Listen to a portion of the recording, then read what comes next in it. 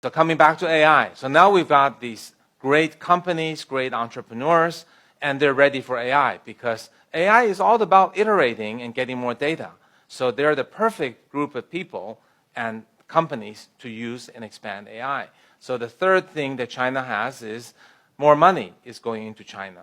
There are more money in 2017 invested in China AI than US AI. And the equivalent speech recognition company is worth more, before worth less, and now worth more than the equivalent US company. And if I could brag a little bit, Sinovation Ventures, we were the first to invest in AI only 4 years ago. These companies were all founded between the last 2 and 4 years. And they're currently 5 unicorns valued at over 21 billion. And these are pure AI companies. I'm not giving you internet companies that's gone AI. These are core AI, pure AI companies that do nothing but AI.